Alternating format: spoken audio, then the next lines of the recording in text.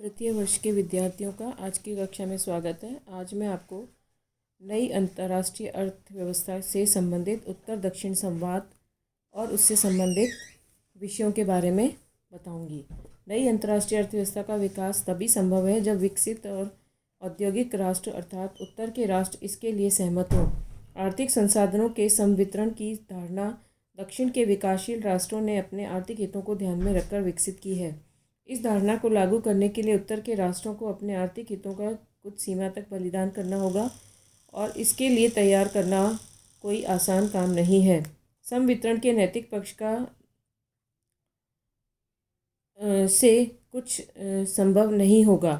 अंतर्राष्ट्रीय राजनीति मूलतः राष्ट्रीय हितों की पूर्ति के लिए होने वाले अंतर्राष्ट्रीय सहयोग और संघर्ष की राजनीति होती है।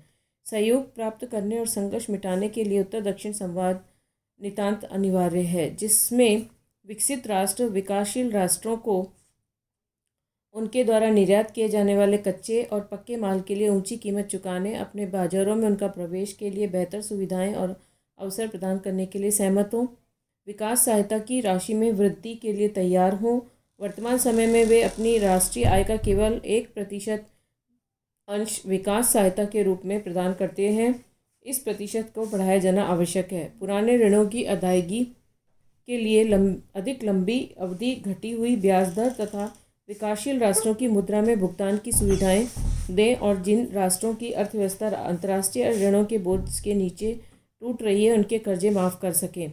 आर्थिक सहायता के साथ साथ उन्नत तकनीक दें तथा अपनी वैज्ञानिक उपलब्धियों में उन्हें भागीदार बनाएं और कॉपीराइट के प्रतिबंध को इस प्रकार शिथिल करें कि सोवियत संघ और जापान की भांति तीसरे विश्व के राष्ट्र उनकी उन्नत तकनीक को बेरोक इस्तेमाल कर सकें। कृषि विस्तार और औद्योगिकरण में इस प्रकार सहयोग दें जिससे कि वे विश्व स्तर पर पहुंच सकें। विश्व की कुल जनसंख्या का केवल 10% भाग विकसित राष्ट्रों में रहता है, परंतु अंतर्राष्ट्रीय वित्तीय संस्थाओं और संगठनों पर उनका एक छत्र नियंत्रण है। सुरक्षा परिषद उनके हाथों की कठपुतली बन गई है, जो महासभा के निर्णयों को रद्दी की टोकरी में फेंकती रही है। अतः यह आवश्यकता है कि विकसित राष्ट्र इस स्थिति को बदलकर तृतीय विश्व के राष्ट्रों को इन संस्थाओं के नियम, नियंत्रण और संचालन में सक्रिय, सार्थक तथा निर्णायक भूमिका प्रदान करने के लिए तैयार हों। कैनकुन शिखर सम्मेलन और नई अंतर्राष्ट्रीय अर्थव्यवस्था। उत्तर दक्षिण संवाद नई अंतर्राष्ट्रीय अर्थव्यवस्था के लिए अपरिहार्य है। तीसरे विश्व के राष्ट्र चाहते थे कि नई अंतर्राष्ट्रीय अर्थव्यवस्था का ढांचा संयुक्त राष्ट्र के अंतर्गत खड़ा किया जाए। उत्तर दक्षिण संवाद संयुक्त राष्ट्र के ढांचे के बाहर शुरू किया जाए।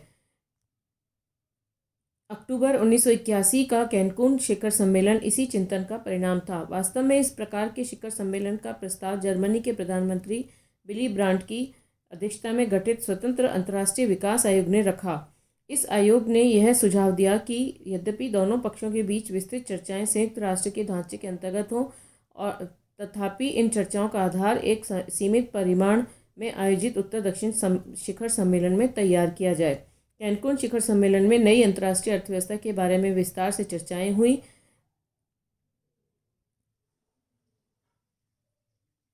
अमेरिका ने इस सम्मेलन में यह शर्त रखी कि अमेरिका और अन्य पश्चिमी शक्तियां किसी नई अंतर्राष्ट्रीय अर्थव्यवस्था की संस्थाओं के प्रति आस्था प्रकट करें, उनमें भाग लें और उनके कार्य संचालन में सहयोग प्रदान करें।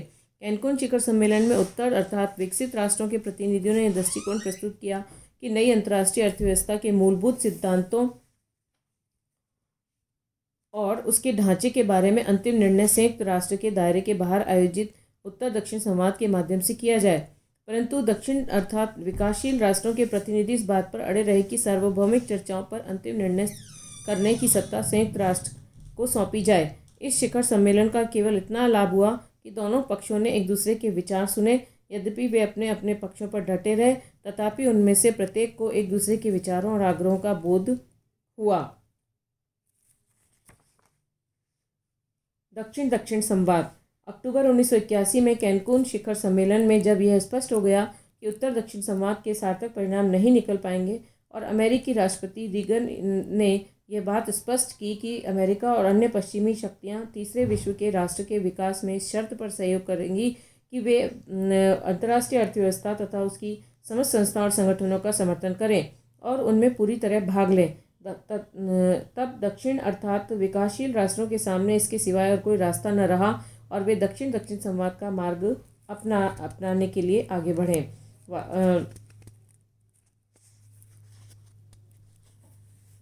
इस आयोग में मार्च 1988 के पहले सप्ताह में दक्षिण दक्षिण आयोग की पहली सभा कुआलालंपुर में संपन्न हुई।